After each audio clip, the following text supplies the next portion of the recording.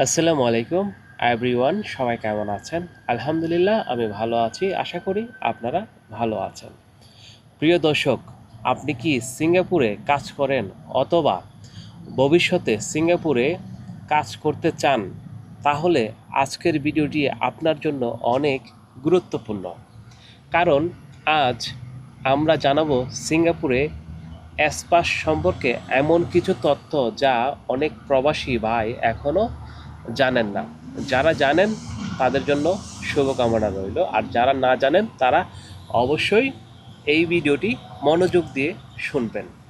আজকের ভিডিওতে আমরা যেসব বিষয় নিয়ে আলোচনা করব, সংক্ষেপে প্রথমেই আমরা সেই বিষয়গুলো বলে দিচ্ছি। এক নম্বর হচ্ছে এসপাস কি। অনেকে এই প্রশ্নটা করে থাকেন, এসপাস কি, কারা আবেদন করতে পারবেন। দুই নাম্বার প্রশ্ন, এই প্রশ্নটাও অনেকে করেন। 3 নাম্বার হচ্ছে কত বেতন হলে এসপাস পাওয়া যাবে, এই প্রশ্নটা অনেকে করেন। ওয়ার্ক পারমিট থেকে এসপাসে যাওয়া সম্ভব কিনা, এই প্রশ্নটা অনেকে করে থাকেন। এসপাসের সুবিধা ও সীমাবদ্ধতা কি আছে, এই প্রশ্নগুলো অনেকে করে থাকেন।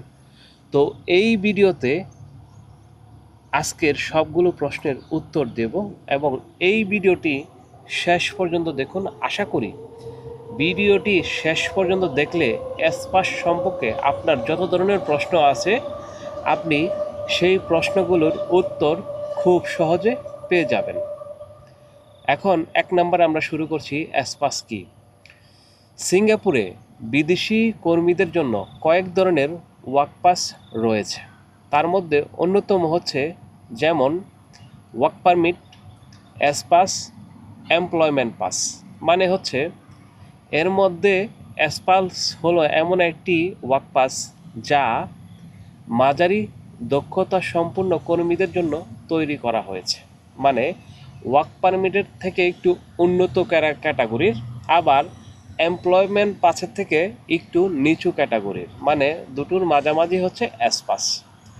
অর্থাৎ যে কোনো টেকনিক্যাল কাজে দক্ষ আপনি, যাদের ডিপ্লোমা সার্টিফিকেট আছে অথবা ভালো কাজের অভিজ্ঞতা রয়েছে, তারা এসপাসের জন্য বিবেচিত হতে পারেন। সহজ ভাষায় বলতে গেলে ওয়ার্ক পারমিট এবং এমপ্লয়মেন্ট পাসের মাঝামাঝি অবস্থান হচ্ছে এসপাস। এবার আসি আমরা 2 নম্বর ধাপে। কেন এসপাস এত গুরুত্বপূর্ণ? বর্তমানে সিঙ্গাপুরে অনেক বিদেশি কর্মী ওয়ার্ক পারমিটে কাজ করেন। তবে অধিকাংশ কর্মীর লক্ষ্য থাকে একদিন এসপাসে উন্নতি হওয়ার জন্য, মানে তাদের যে ওয়ার্ক পাসটা আছে তারা যে কোনো একদিন তাদের সেই লক্ষ্যে পৌঁছাবে। কারণ এসপাস সাধারণত ভালো বেতন, ভালো সুযোগ এবং কেরিয়ার উন্নতির পথ তৈরি করতে সহজ করে। এই কারণে এসপাস অনেকের কাছে একটি স্বপ্নের ওয়ার্ক পারমিট। এই হচ্ছে 2 নম্বর টপিক আমরা শেষ করেছি। এখন আমরা আসব 3 নম্বর, কারা এসপাসের জন্য আবেদন করতে পারবেন। প্রথমে এই বিষয়টি পরিষ্কার করে দেই, এসপাসের আবেদনের কর্মী নিজে করতে পারবেন না। মানে আপনি যদি ওয়ার্ক পারমিটে থাকেন, আপনার যত যোগ্যতাই থাকুক, আপনার এসপাসের আবেদন আপনি নিজে করতে পারবেন না।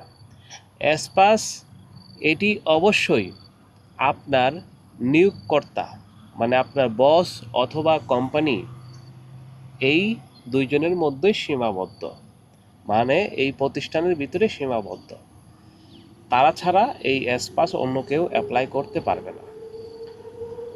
সিঙ্গাপুরে বৈধ চাকরি অফার থাকতে হবে 1 নম্বর। 2 নম্বর হচ্ছে প্রয়োজনীয় দক্ষতা, কাজের অভিজ্ঞতা থাকতে হবে। 3 নম্বর হচ্ছে শিক্ষাগত যোগ্যতা বা কারিগরি প্রশিক্ষণ থাকলে সুবিধা হয়। মানে টেকনিক্যাল কাজের যে ধরনের যোগ্যতা তাদের জন্য এটা বেশি সুবিধা হয়। কোম্পানি এসপাস কোটা খালি থাকতে হবে। শুধু কোম্পানির বস অথবা কোম্পানি থাকলেই হবে না, অথবা কোম্পানির এসপাসের কোটাও থাকতে হবে, তাহলেই কোম্পানি শুধু অ্যাপ্লাই করতে পারে। তাই শুধু অভিজ্ঞতা থাকলেই হবে না, কোম্পানি কোম্পানিকেও এই সুযোগ সিঙ্গাপুর গভর্নমেন্ট দিতে হবে। যদি কোম্পানিকে এই সুযোগ বা এই ধরনের কোটা দেওয়া হয় তাহলেই এসপাস অ্যাপ্লাই করতে পারবে। এখন কত বেতন হলে এসপাস পাওয়া যায়? এখন আসি সবচেয়ে গুরুত্বপূর্ণ প্রশ্ন। অনেকেই জানতে চান, ভাই কত বেতন হলে এসপাস পাওয়া যাবে? বর্তমান নিয়ম অনুযায়ী নতুন আবেদনকারীদের জন্য ন্যূনতম বেতন হচ্ছে ৩,৩০০ সিঙ্গাপুর ডলার থেকে শুরু করে। তবে মনে রাখবেন, বয়স এবং কাজের অভিজ্ঞতা যত বেশি হবে প্রয়োজনীয় বেতনের পরিমাণ তত বাড়বে। এটা কিন্তু আপনাকে মনে রাখতে হবে। অর্থাৎ একজন নতুন কর্মীর জন্য যে বেতন যথেষ্ট, একজন অভিজ্ঞ কর্মীর জন্য তার চেয়ে বেশি বেতন প্রয়োজন হতে পারে। কারণ একজন 10 বছরের অভিজ্ঞ আর আপনি নতুন আসছেন, আপনার মধ্যে তার মধ্যে অনেকটা তফাৎ থাকবে, স্বাভাবিক। আর এই জন্য স্টার্টিং বেতন হচ্ছে আপনার ৩,৩০০ ডলার। তারপরে আপনার অভিজ্ঞতা অনুযায়ী, এক্সপিরিয়েন্স অনুযায়ী সেই বেতনটা আপনার উপর নির্ভর করবে। হ্যাঁ, এখন আসি আমরা চতুর্থ নাম্বার যে উত্তরটা হচ্ছে, ওয়ার্ক পারমিট থেকে কি এসপাস পাওয়া যায়? এটি বাংলাদেশি প্রবাসীদের সবচেয়ে বেশি করা প্রশ্নগুলোর মধ্যে একটি। উত্তর হলো হ্যাঁ, অবশ্যই সম্ভব। অনেক বাংলাদেশি ভাই ওয়ার্ক পারমিট থেকে এসপাসে উন্নতি হয়েছে। তবে এর জন্য কিছু বিষয় জরুরি, যেমন নিজের দক্ষতাকে বৃদ্ধি করা, কাজের ভালো পারফরম্যান্স দেখানো, কোম্পানির বিশ্বস্ততা অর্জন করা, প্রয়োজনীয় বেতন শর্ত পূরণ করা। যদি আপনার কোম্পানি আপনাকে মূল্যবান কর্মী হিসাবে বিবেচনা করে তাহলে এসপাসের জন্য আপনার কোম্পানি আপনার জন্য আবেদন করতে পারবে। হ্যাঁ, কোন কোন পেশায় এসপাস পাওয়া যায় বা সুযোগ বেশি থাকে, এই প্রশ্নটা অনেকে করে থাকেন।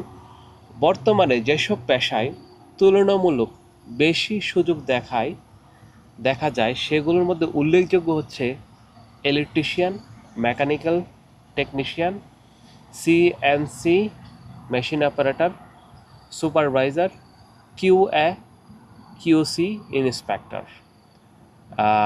Draft স্ট্রামম্যান, IT support staff, engineering assistant. তবে চাহিদার সময় সাথে পরিবর্তন করা যায়, মানে আপনার কোম্পানির চাহিদা অনুযায়ী সেটা আপনার কোম্পানি বিবেচনা করবে আপনাকে দেওয়া যায় কি না। এসপাসের সুবিধা কি? এসপাসের সুবিধা নিয়ে একটু কথা বলি বা অসুবিধা নিয়ে একটু কথা বলি। তুলনামূলকভাবে ভালো বেতন পাবেন আপনি। সাধারণত এসপাস কর্মীদের বেতন ওয়ার্ক পারমিট কর্মীদের তুলনায় একটু বেশি হয়, মানে অনেকটা বেশি হয়। উন্নত কেরিয়ারের সুযোগ থাকে, মানে আপনি সাধারণ ওয়ার্কারের থেকে একটু ভালো সুযোগ সুবিধা পাবেন। আপনি যে কোনো একটি কোর্স করতে পারবেন, আরও ফ্যাসিলিটি পাবেন। মানে একটা ওয়ার্কারের জন্য সেটা করা কষ্ট, কারণ আপনি 8 to 5 চাকরি করলে কিন্তু আপনি ভলান্টারি স্যালারি পাবেন, আর একটা ওয়ার্কারের পক্ষে সেই জায়গাটা তৈরি করা অনেক কঠিন। হ্যাঁ, পরিবারের সদস্য আনার সুযোগ, নির্দিষ্ট বেতন শর্ত পূরণ করলে সন্তানের জন্য ডিপেন্ডেন্ট পাস আবেদন করতে পারবেন। এই কথাগুলো মনে রাখবেন। ভবিষ্যতের সুযোগ বৃদ্ধি করার সুবিধা থাকে, যেমন এসপাস থাকলে ভবিষ্যতে আরও ভালো চাকরি এবং উন্নত সুযোগ তৈরি হতে পারে আপনার জন্য। এখন আসি এসপাসের অসুবিধা বা সীমাবদ্ধতা কী। অনেক সুবিধা থাকলেও কিছু সীমাবদ্ধতা রয়েছে। প্রথমে সব কোম্পানি এসপাস দিতে পারে না, 1 নাম্বার, কারণ সরকারের নির্ধারিত কোঠা রয়েছে। দ্বিতীয়ত, কোম্পানি এসপাস কর্মীদের জন্য অতিরিক্ত লেভি দিতে হয়, মানে যাদের নামে এসপাস ইস্যু করা হয় তাদের জন্য কিন্তু কোম্পানিকে অনেক বেশি লেভি সিঙ্গাপুর গভর্নমেন্টকে দিতে হয়, যার জন্য কোম্পানিগুলো আগ্রহী হয় না। তাই অনেক কোম্পানি সহজে এসপাস দিতে চায় না।